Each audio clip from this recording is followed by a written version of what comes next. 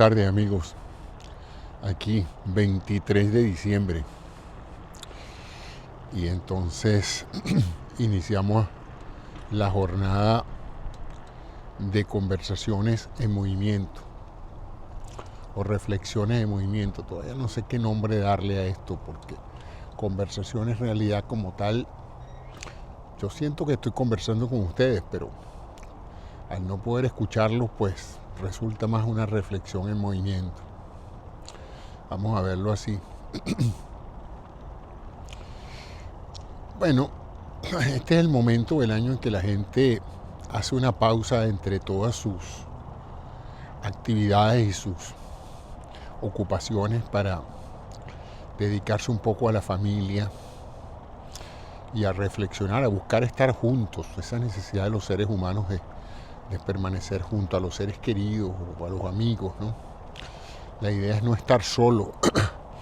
Este tipo de fiestas o celebraciones humanas tienden a motivar precisamente eso, la interacción entre los seres humanos. De una u otra manera, desde nuestros ancestros, pues la necesidad de convocarlos a todos para compartir tiempo juntos, compartir la comida, que es uno de los rituales más antiguos de la civilización humana, es sentarnos a comer juntos. Y con el desarrollo de los espíritus, de las bebidas espirituales, de la fermentación de los azúcares para producir licor, alcohol, pues eso se potenció, ¿no? Porque el alcohol es un gran desinhibidor de las conductas humanas, y uno bajo los efectos del alcohol se atreve a hacer muchas cosas que en condiciones normales probablemente no haría, ¿no? El alcohol se absorbe por la mucosa intestinal y gástrica, hasta en la boca se absorbe el alcohol e inmediatamente pasa al sistema circulatorio, a la sangre, y ahí llega al cerebro y ahí produce sus primeros efectos, que son esencialmente depresores selectivos de la actividad cerebral. Se empieza a metabolizar en el hígado el alcohol, pero el alcohol que llega al cerebro pues pasa la barrera esa entre la sangre y el tejido cerebral e inmediatamente deprime la actividad neuroeléctrica del cerebro. Pero no lo hace todo al mismo tiempo, sino que se ven afectados primariamente, se deprimen los centros inhibidores. Ustedes saben que el cerebro es una sumatoria de centros excitatorios y centros inhibitorios. En otras palabras, todo lo que usted hace está gobernado por unos comandos que hacen que las cosas pasen y otros comandos que evitan que las cosas pasen, ¿no? Esos centros que estimulan la actividad y que estimulan el pensamiento y que estimulan la acción motora se llaman centros excitatorios, porque cuando se activan, ellos inmediatamente estimulan la actividad metabólica.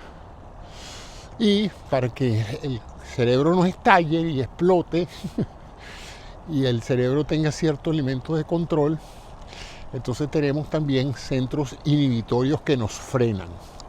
O sea, es como un automóvil, tiene un acelerador y un freno.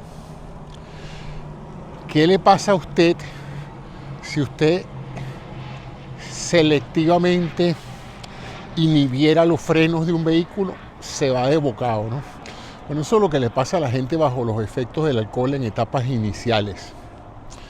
Se les pierde el freno, se van sin freno y entonces dicen lo que no deberían haber dicho. Tienen todos esos centros que inhiben de una u otra manera el comportamiento decoroso o moral de los individuos, pues se ven desprovistos de los frenos naturales y entonces la persona hace de todo. Se mete con la vecina, le dice lo que le provoca al vecino, le promete amor eterno a su socio. Bueno, todas las cosas que ustedes conocen de las personas en esa primera etapa. Se pone a bailar incansablemente, se le ocurren todos los chistes, todas las cosas, quiere ser el alma de la fiesta. Poco a poco, después de haberse deprimido los centros inhibitorios, predominando los excitatorios, empieza a deprimirse esas áreas del cerebro que tienen que ver con el control postural. Entonces la gente se marea, ya no se puede mantener en pie, se pierde la coordinación de los ojos, se pierde la coordinación del aparato fonético, ¿no? Entonces ustedes oyen esa voz de borracho, que usted sabe, la persona ya no puede articular palabras porque los centros motores que deberían controlar una buena dicción en su lenguaje verbal, pues están deprimidos, entonces usted no puede articular bien la palabra. Tiende a caerse, tiende a perder el equilibrio, etcétera. Puede tornarse incluso mucho más violento. Y si sigue el proceso de intoxicación alcohólico, pues se deprime todo el cerebro, se queda dormido, pierde el conocimiento. O sea, después que se deprime todo el sistema nervioso, ahí ya no hay, ya usted no es el alma de la fiesta y usted es un borracho tirado en una esquina, que cuidado si no puede ni siquiera levantarse, ¿no?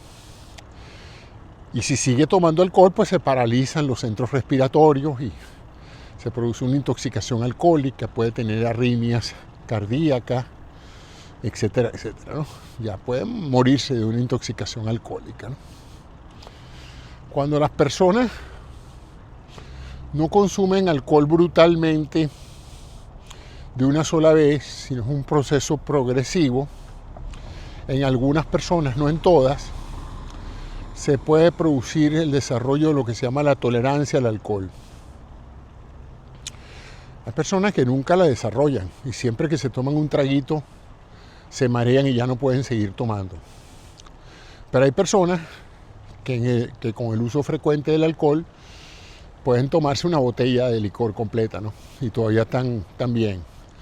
La razón de cómo ellos pueden hacer esa barrabasada y que no les pase lo que le pase a la mayoría de las personas es que ellos han desarrollado una enzima que metaboliza el alcohol muy rápidamente. Esa enzima es una proteína que cataliza la transformación del alcohol. Se produce fundamentalmente en el hígado y se llama la alcohólico deshidrogenasa. Bueno, agarra el alcohol, le quita el hidrógeno y ya no es alcohol. Y entonces esa enzima cataliza, procesa, metaboliza el alcohol. Y usted pues bebe y bebe y bebe y cada vez le hace menos impacto el alcohol a nivel del cerebro porque se metaboliza muy rápidamente. Lo cual lo obliga a que si usted quiere tener la misma sensación de desprendimiento que tenía al inicio de su adicción al alcohol, usted tiene que consumir más cantidades de alcohol. Y de ahí viene pues el alcoholismo. Un proceso mediante el cual la persona llega a depender de esas sustancias para vivir. Ya no para entretenerse o para pasarla bien con los amigos, que es lo que se llama el consumo o el alcoholismo social, sino cuando la persona ya al levantarse en la mañana, si no consume alcohol, se siente mal. Y se siente mal porque el organismo ha incorporado el alcohol de dos formas, como un mecanismo para obtener energía y como un sustrato para que funcione la cadena metabólica oxidativa, incluyendo lo que les dije, el alcohólico deshidrogenasa. Entonces, la enzima pide el sustrato, la enzima pide la materia prima que ella necesita para funcionar y de esa manera, cuando no la tiene, se producen una serie de cambios que lo hace a usted sentirse muy mal, llegando al extremo de producir lo que llaman el delirium tremens, el delirium de temblor, que es ese proceso casi convulsivo que tienen algunas personas adictas al alcohol. Cuando dejan de tomar alcohol abruptamente, pues todo el sistema bioquímico y cerebral pide el alcohol a como sea y se producen una serie de cambios de contracturas y de convulsiones, y en casos graves, si no se atiende ese paciente, puede morir de eso, de un delirium de temblores, delirium tremens se le dice. Es un cuadro muy interesante. Yo no he visto mucho, pero el primero que lo vi en la emergencia del hospital donde yo estaba en cuarto, quinto año, no me acuerdo cuál de los 2 años era. Estábamos en emergencia y llegó un señor en muy malas condiciones, lo traían los familiares, como es usualmente, que en nuestros países no viene la ambulancia, sino viene la familia hasta en moto, traen al paciente, lo dejan en la emergencia, el hombre convulsivando, sin control, pálido, hipotenso, taquicárdico, un cuadro preocupante. Nosotros, los compañeros que estábamos ahí atendiendo, ayudando en la emergencia, nos alarmamos tanto porque pensamos que ese señor se iba a morir en poco tiempo. Llega el médico adjunto que nos supervisa a nosotros, lo ve, lo evalúa, le toma la presión arterial y tal, y cuando pasa por la boca y huele el aliento del señor, nos dice: vayan y compren ahí en la bodega de enfrente una carterita de caña. Nosotros nos quedamos así como diciendo: ¿será que este señor va a beber aquí en el trabajo? O sea, esto qué locura. Pero bueno, uno obedece. Uno de mis compañeros cruzó la calle, fue a la bodega y compró una cartera, es una botellita pequeña de aguardiente, del de alto octanaje y de muy bajo precio. Lo trajo de nuevo a donde estábamos todos y fue fascinante ver que él acercó primero la boca de la botella de aguardiente a la nariz de la persona, y ya con solo oler el alcohol, la persona como que se recobró el conocimiento. Y después de varios sorbos de alcohol, la persona prácticamente volvió a la vida. Impresionante, porque el hombre en un momento dado se está muriendo y en otro momento se toma 2 tragos y vuelve a la vida, ¿no? Y el médico nos dijo a todos: bueno, ustedes acaban de ser testigos de lo que es un delirium tremens. Este señor, sí, necesita muchos tratamientos, hay que hidratarlo, hay que hacerle otras cosas, pero ahorita principalmente hay que darle alcohol al sistema, porque sin el alcohol en este momento este señor se nos puede morir descompensado por un delirio. Yo no sé si todavía los hospitales tratarán el delirium tremens de esa forma. Después de toda esta anécdota que les acabo de contar, fue hace así como 40 y pico de años. A lo mejor hay otros medicamentos hoy más farmacéuticos que una carterita de caña brava.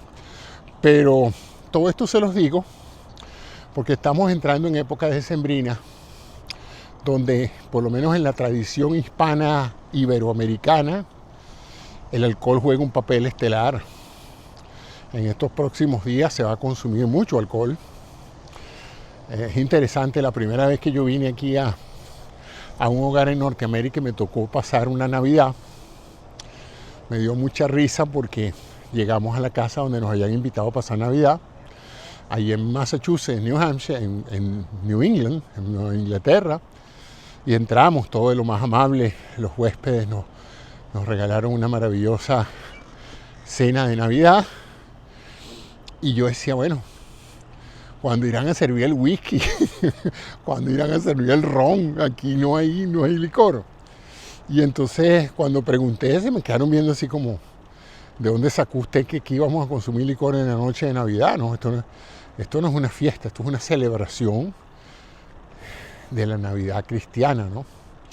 Entonces nos agarramos todos de la mano y empezamos a rezar, y yo decía: caramba, qué choque cultural tan impresionante, porque por lo menos en nuestra Venezuela, en la noche de Navidad y el día siguiente y en la celebración del Año Nuevo, se consume licor. Tampoco es que aquí todo el mundo no consume licor, aquí se consume muchísimo licor también.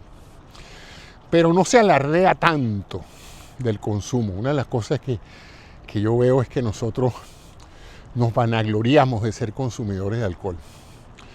Yo a esta edad dejé de tomar, no por ningún prejuicio social, simplemente porque, no sé, con la edad viene un cambio metabólico que hace que uno le provoque menos, ¿no? Además, uno no tiene una vida social que lo estimula tanto a consumir licor, entonces ya realmente no me interesa. Pero en una época sí, ya en una época, en Navidad, uno andaba medio prendido y no sé realmente cómo mi generación sobrevivió esos años, porque la gente manejaba prendida y había accidentes gravísimos. Pero, no sé, ¿qué les puedo decir? Que o lo metabolizábamos muy bien, o comíamos muy bien, y para el momento de manejar no estábamos tan ebrios como en un momento dado en la reunión o en la fiesta, pero lo cierto es que en casi todos los hogares había vino, champaña, whisky, ron, todo tipo de bebidas, y se estimulaba la bebida.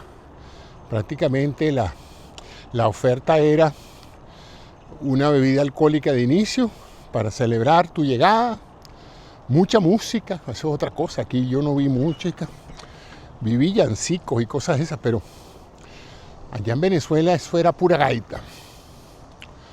Y alcohol y luego la cena, una cena copiosa también. Aquí las cenas no son tan copiosas. Y la reunión es más bien familiar. En la Venezuela de mi adolescencia, las casas se abrían en Navidad y Año Nuevo. Uno salía y se metía en un vecindario y se metía en cualquier casa. No necesitaba que lo invitaran. Yo recuerdo salir de una casa y entonces, no sé, nos provocaba pasar por otra. Y los que estaban en la otra, pasen, tómense un trago con nosotros. Y nosotros entramos y en menos de 5 minutos ya éramos amigos de todo el mundo en la fiesta. Esa es lo que yo viví en mi adolescencia en Navidad. Había muchos adornos, ya empezaban a escucharse los fuegos artificiales, eso es otra cosa. No solamente fuegos artificiales, en Latinoamérica, por lo menos en la Venezuela que yo conocí, me está entrando la nostalgia ahora. Pero la Venezuela que yo conocí no era nada más fuegos artificiales, sino fuegos de verdad, o sea, plomo cerrado. Yo recuerdo una anécdota de que en una Navidad o Año Nuevo, una de esas dos, llegó a las 12 de la noche. Y entonces era la hora de lanzarlo, los fuegos artificiales, los cohetones, los petardos, eso. Y en una de esas, el dueño de la casa baja como con 5 escopetas y yo no sé cuántos cartuchos. Y nos dice, vamos a echar plomo. yo me quedé impresionado, ya yo vivía en los Estados Unidos cuando eso. Vamos a echar plomo.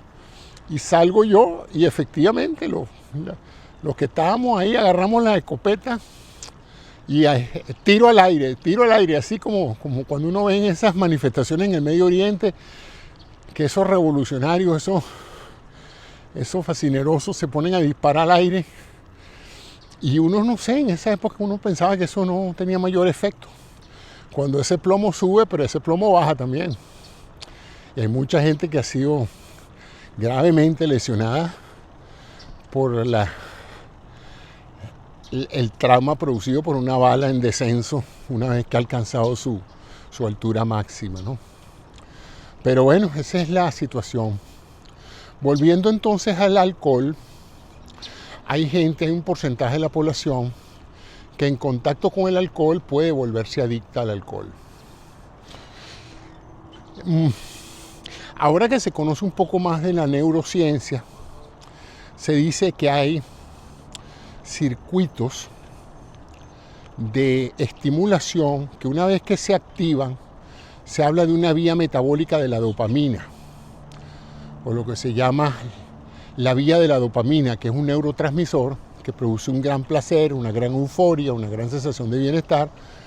Y cualquier cosa que active la vía de la dopamina, sea el alcohol, sea el juego, sea el sexo, sea el cigarrillo, sea la cocaína, sea la heroína, cualquier cosa que de alguna u otra manera produzca un estímulo, efecto estímulo y consecuencia que acelera la liberación de dopamina y de otros neurotransmisores como la epinefrina, la adrenalina y muchos otros, ¿no?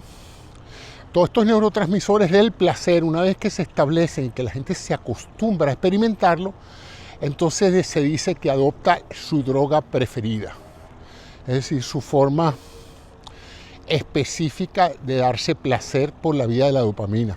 Eso incluye, por cierto, también al café, al té. O sea que no estamos hablando de necesariamente de drogas penalizadas por la ley, ¿no? Sino estamos hablando de muchas cosas que en un momento dado, incluso, por ejemplo, la gente que es ludópata, la gente que se estimula jugando y haciendo apuestas, ellos parecieran tener un comportamiento neuroquímico muy similar desde el punto de vista de los centros del cerebro que se estimulan a los experimentados por cualquier otra droga, aunque no hay un químico en particular. Pero el estrés y la satisfacción producida por la ganancia o pérdida durante el juego activa el sistema dopaminérgico, como así se le llama, y inmediatamente pues la persona se hace adicto a eso, ¿no? Entonces, eso es algo, y la gente que entra en eso se enferma, eso es una enfermedad. Uno piensa a veces que ahí actúa mucho el control individual, el control moral o el control de la persona que desea salir de la adicción, pero eso es más complejo es más complejo hacerlo que decirlo, ¿no? Para las personas que no son adictas severamente a algo, es muy fácil, por ejemplo, dejar de fumar o dejar de tomar café o dejar de comer en exceso. Para las personas que ya se han establecido un proceso de activación dopaminérgico adictivo, compulsivo, es extremadamente difícil. Por eso es que, bueno, los adictos, sea cual sea, el adicto al pan, el adicto al café, el adicto al ron, el adicto a la cocaína, a la heroína, lo que sea, tienen esa dificultad enorme de tener que disociarse de lo que les da placer.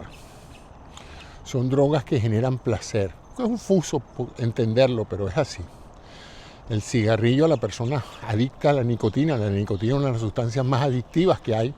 Pero fíjense, hay personas, como en mi caso, yo nunca me hice adicto a la nicotina. Varias veces traté, afortunadamente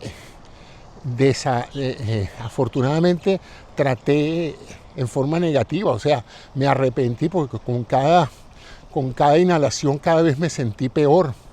Pero si me hubiera sentido mejor con cada inhalación, le hubiera pasado como le pasó a tantos amigos míos que se hicieron adictos al cigarrillo.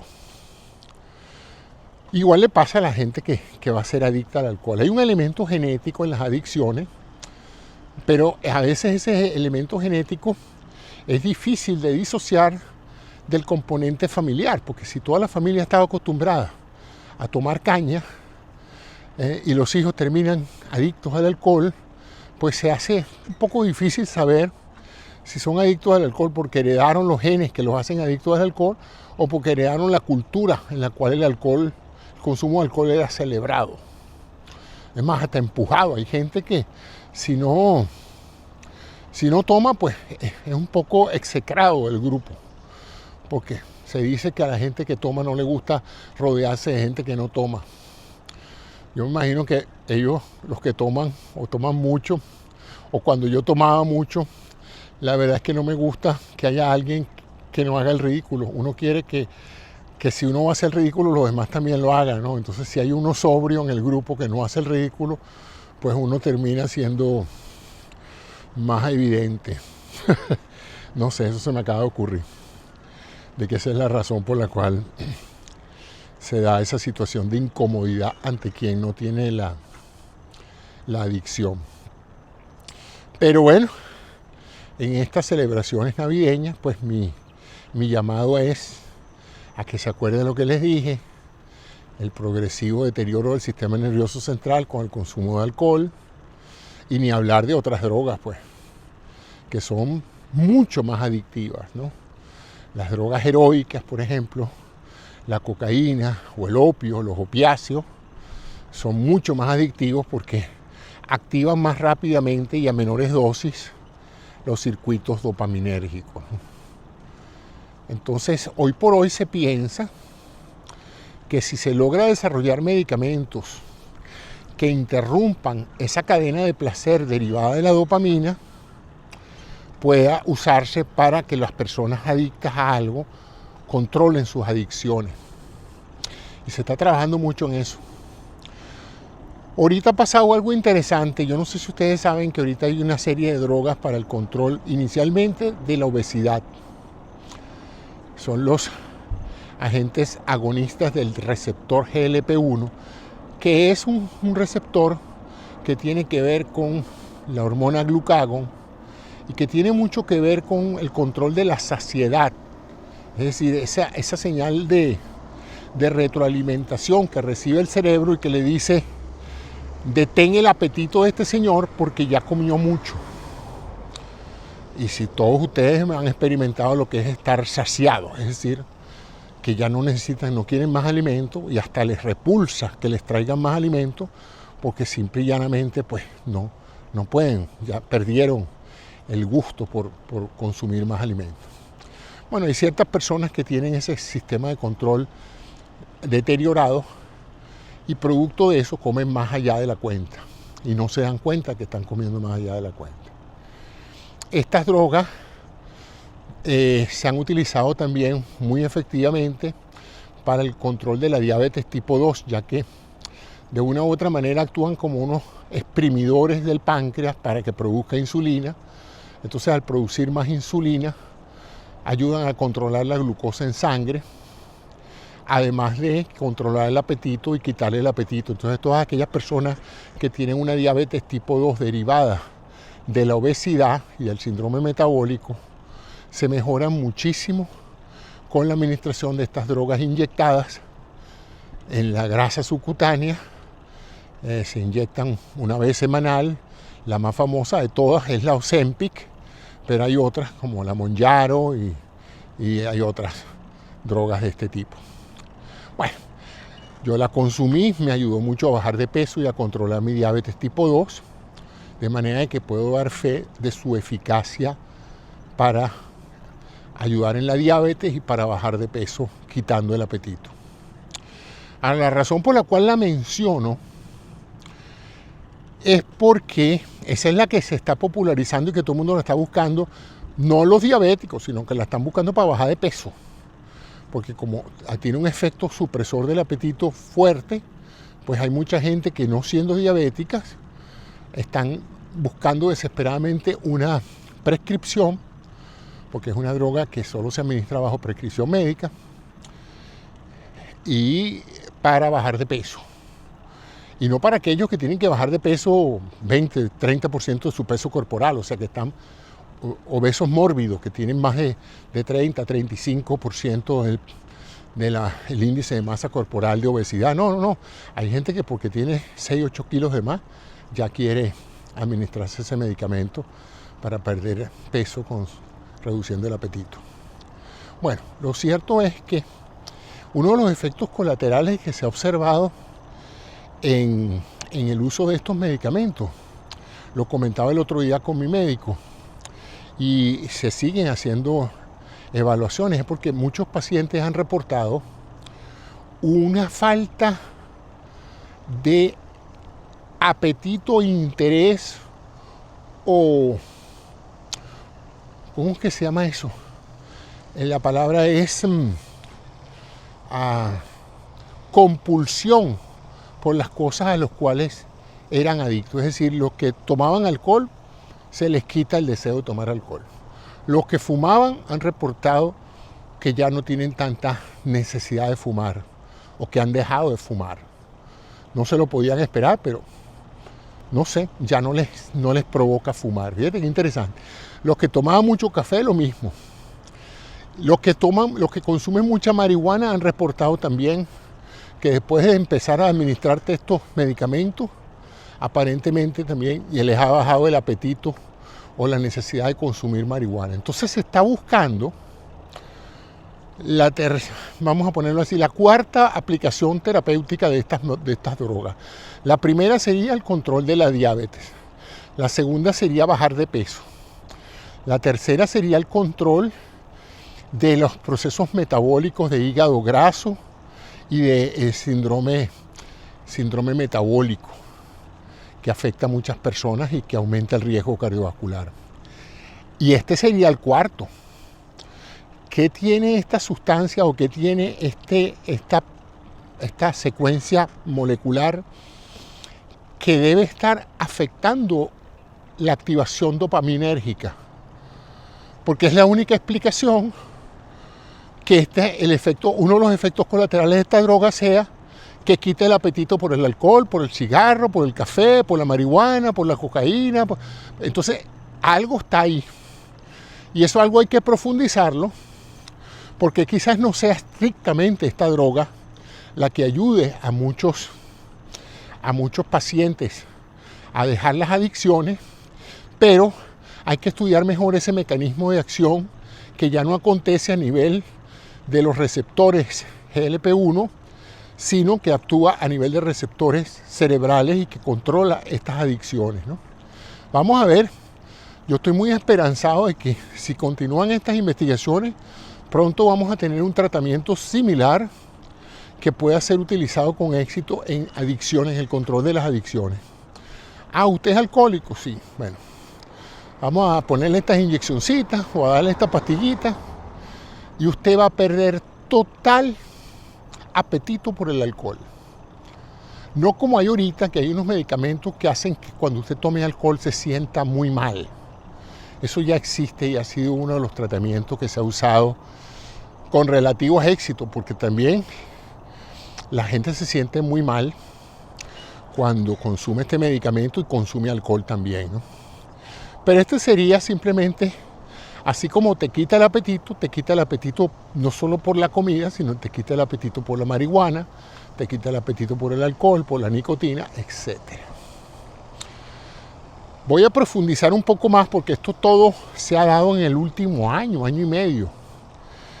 Y por ahora, como no se ha hecho, o por lo menos hasta donde yo sé, no se ha hecho un protocolo de investigación para evaluar específicamente eso, que yo sepa no se ha hecho, debe estar haciéndose,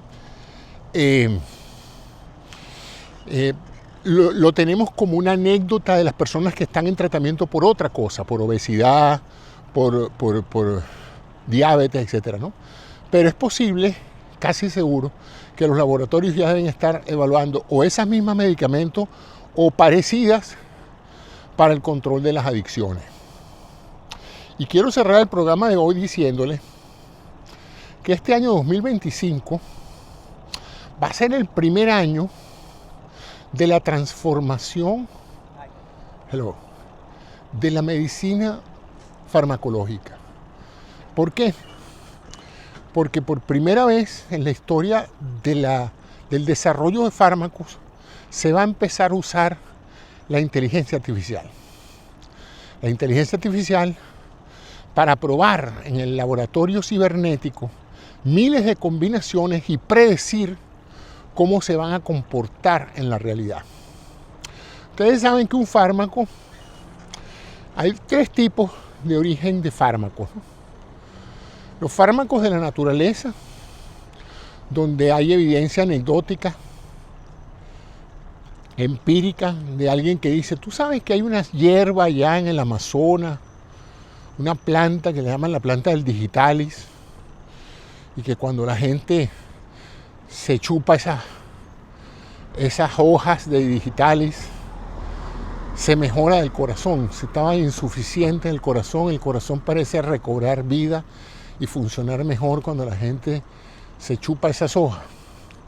Bueno, revisando esas hojas, Hoy sabemos que esas hojas contienen un químico natural, que es el digitalis, que es un extraordinario medicamento para aumentar la contractilidad cardíaca. Entonces descubrimos esa droga porque gente que usaba esas hierbas o esas estrategias, esos trozos de madera o hongos, cualquier producto natural, lo probó, detectó cierto beneficio y luego vino la ciencia bioquímica, evaluó cuál de los componentes químicos de esa sustancia es la activa, es lo que se llama el principio activo de un medicamento, y entonces hoy por hoy ya esa es una de las medicinas.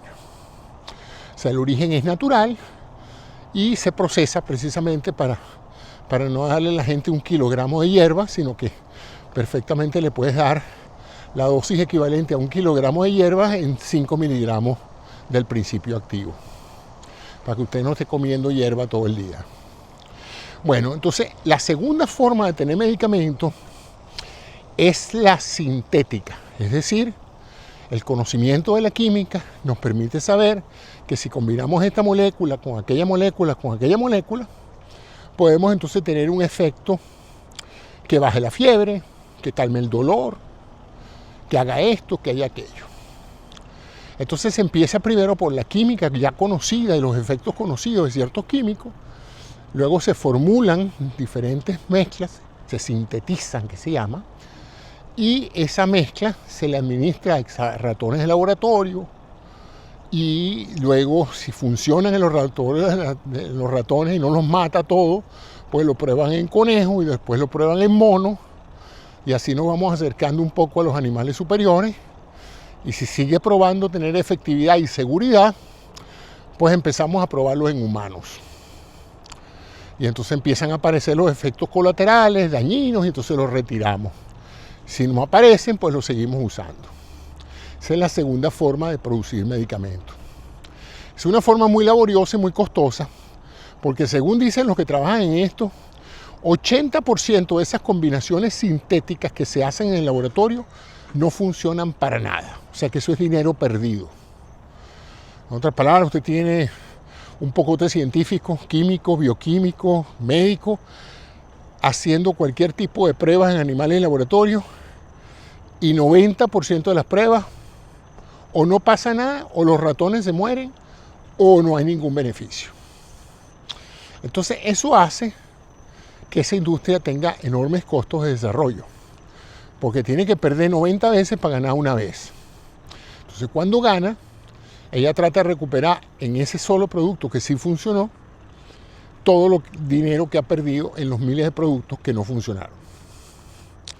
Entonces la pregunta es, y que siempre se han hecho los científicos, es, ¿podremos algún día probar estos medicamentos en otra forma antes de tener que sintetizarlos y metérselos a unos ratones? ¿Podremos crear una suerte de ratones cibernéticos y moléculas cibernéticas y poner un computador a simular la interacción de esas moléculas con ese organismo que no está vivo, pero que tiene las características de un organismo vivo? Y esa computadora, mientras nosotros estamos tomando café o yendo al cine o lo que sea, ella está probando millones de combinaciones para decirnos al final, he probado 400.000 moléculas, la gran mayoría han fallado, pero tengo 10 moléculas que tienen una alta probabilidad, según los resultados que ha realizado simplemente computacionalmente, de tener algún chance de ser útiles para la humanidad. Esa herramienta no la teníamos antes, porque esa herramienta no es nada más sumar, restar, multiplicar y dividir, sino esa herramienta necesita criterios químicos, análisis, comparación, etc. Y eso es lo que tenemos ahora, una herramienta que se llama la inteligencia artificial, que va a hacer por nosotros. Nosotros les vamos a decir, tenemos un problema, tenemos una enfermedad que acontece porque algo afecta tal receptor en la superficie de la célula, y queremos colocar allí una molécula, una proteína que bloquee ese receptor, pero no sabemos cómo hacerla. Tú puedes sentarte y analizar todas las posibles combinaciones que puede haber y decirnos cuáles son las más probables que funcionen. Y después de, no sé, 5 días, 10 días, 5 meses, esa inteligencia artificial va a hacer un trabajo que tomaría 100, 200 y 500 años si tuviéramos que hacerla con científicos de verdad, y laboratorios y tubos de ensayo, etc., ¿no? Y nos va a ofrecer 4, 5, no sé, 10 candidatos, ¿no? Y entonces es mucho más fácil trabajar con 10 candidatos que ya la inteligencia artificial ha demostrado que son los que tienen más chances de funcionar en la realidad. Y eso va a ser una revolución en la síntesis de nuevos medicamentos.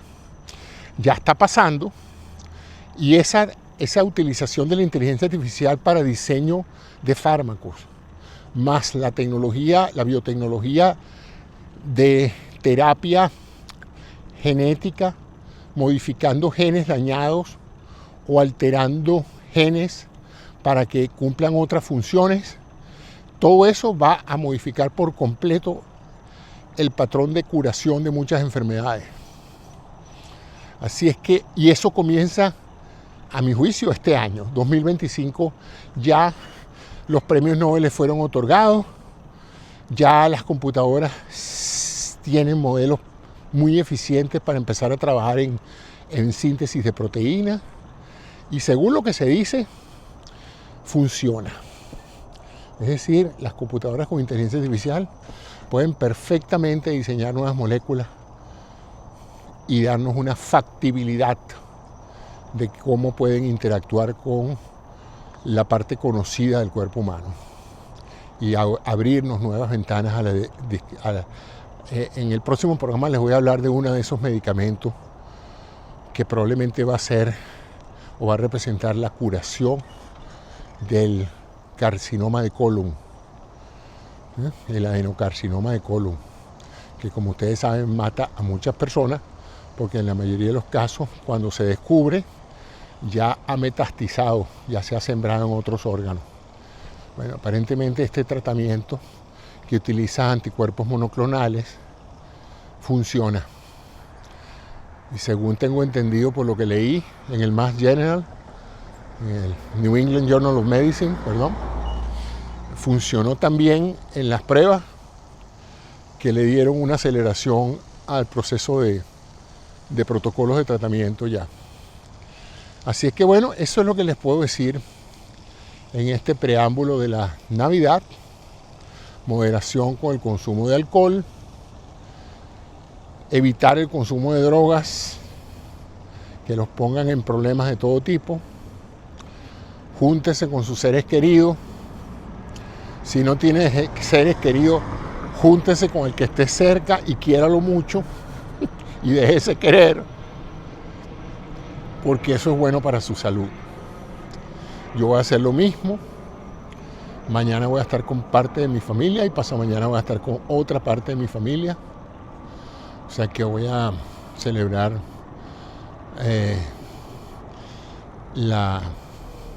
el extraordinario logro de estar vivo y de estar acompañado. Y a todos aquellos que por alguna u otra razón no están acompañados, busquen estar acompañados. Es cuestión de moverse, de no deprimirse, de llamar al vecino, de irse a una plaza, de hablar con un extraño. Tómese un trago para que se desinhiba. Llame a todas aquellas personas que no he llamado en años. A lo mejor están esperando su llamada y usted no se ha dado cuenta, pensando que ya no les importa. Así es que en este espíritu de la Navidad, yo creo que esa es la mejor receta para vencer la nostalgia, los recuerdos y los problemas que uno en un momento dado tenga. Y estas fiestas siempre han sido vistas con gran entusiasmo y optimismo por lo que va a venir. Así es que despójese de cualquier tendencia de pensamiento pesimista, aunque lo llamen loco, usted trate de ver el vaso no solamente medio lleno, sino completamente lleno. De manera de que pueda enriquecerse física y espiritualmente y pasar sus días seguros en su casa, tranquilo. No salga a plomo, es peligroso. Cuidado con los fuegos artificiales, más de uno se ha quemado o se ha muerto innecesariamente por jugar con fuegos artificiales estando ebrio. Por supuesto que no conduzca automóviles y pásela bien. Esos son mis mejores deseos para ustedes, los que me siguen. Que tengan una feliz noche de Navidad mañana. Mañana no voy a hacer programa porque estaría en una contradicción a lo que les acabo de decir. Cuando les he dicho que hay que sentarse y descansar y pasarla bien. Así que mañana voy a pedalear, pero probablemente no vaya a hacer un programa como tal. Entonces, esa es la reflexión de hoy en movimiento. Ya se está acabando el día. Buenas noches y hasta el próximo episodio, que será el 26 de diciembre, ya en la recta final del año nuevo 2025. Chao pues, que tengan, como dije, una feliz Navidad.